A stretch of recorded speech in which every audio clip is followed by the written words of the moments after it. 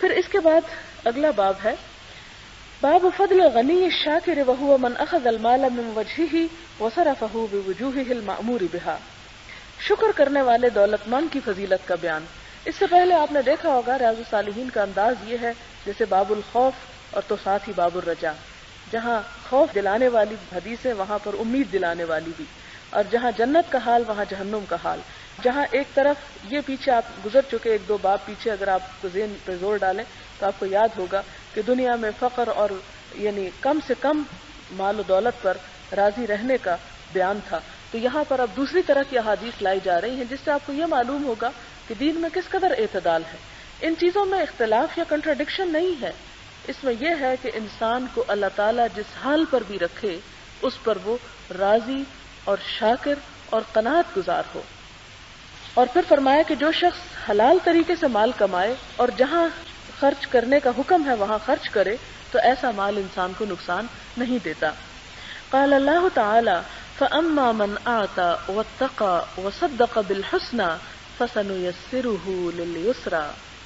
پھر جس نے راہ خدا میں اپنا مال دیا، اس سے ڈرتا رہا اور جس نے اچھی بات کی تصدیق کی تو ہم آسان کر دیں گے اس کے لیے آسان راستہ،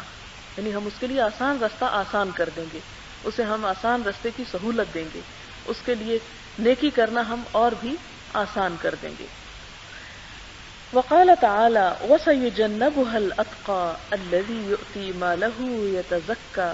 وَمَا لِأَحَدٍ عِندَهُ مِن نِّعْمَةٍ تُجْزَى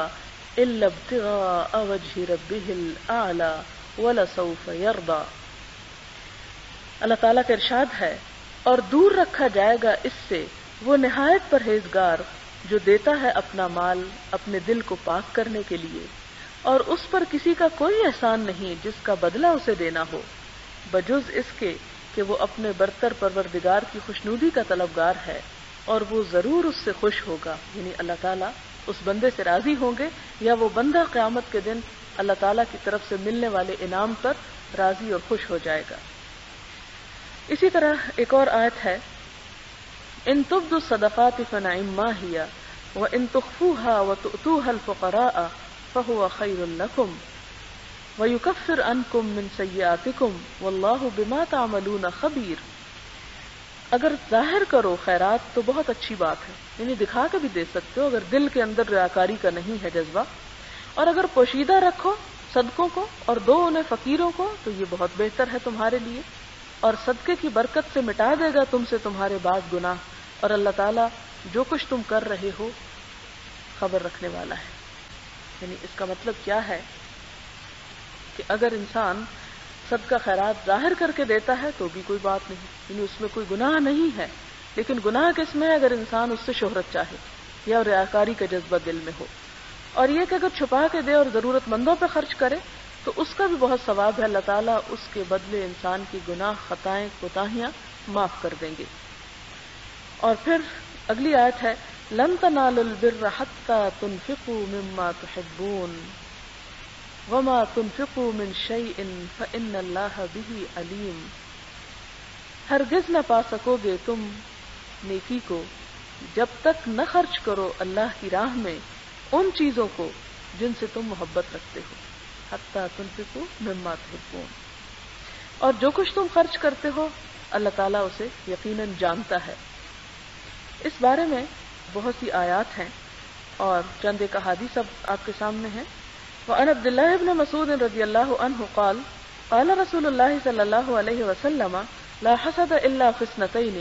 رجل آتاه الله مالا فسلطه على هلكته في الحق ورجل آتاه الله حكمة فهو يقضي بها ويعلمها متفق علیہ۔ حضرت عبداللہ بن مسعود سے روایت ہے، فرماتے ہیں کہ حضور صلی اللہ علیہ وسلم نے فرمایا حسد یا رشک جائز نہیں ہے مگر دو خصلتوں پر، ایک وہ شخص جس کو اللہ تعالیٰ نے مال عطا کیا ہو اور مال کو راہ حق میں بے دریغ خرچ کرنے کی صلاحیت بھی دی ہو، اور ایک وہ آدمی جس کو اللہ تعالیٰ نے حکمت عطا کی ہو یعنی علم، اور وہ اس حکمت کے ذریعے فیصلے کرتا ہو اور لوگوں کو حکمت کی تعلیم دیتا ہو۔ بخاری اور مسلم۔ اگلی حدیث ہے حضرت ابن عمر سے روایت ہے، حضور صلی اللہ علیہ وسلم نے فرمایا کہ حسد جائز نہیں مگر دو خصلتوں یعنی دو عادتوں پر، ایک وہ شخص جس کو اللہ تعالیٰ نے قرآن حکیم عطا فرمایا ہو اور اس کے دن رات قرآن کی تعلیمات کے مطابق بسر ہوتے ہوں، یعنی عمل بھی کرتا ہو، اور دوسرا وہ شخص جس کو اللہ تعالیٰ نے مال عطا فرمایا ہو اور وہ اپنے مال کو دن رات راہ خدا میں خرچ کرتا رہتا ہو۔ بخاری اور مسلم۔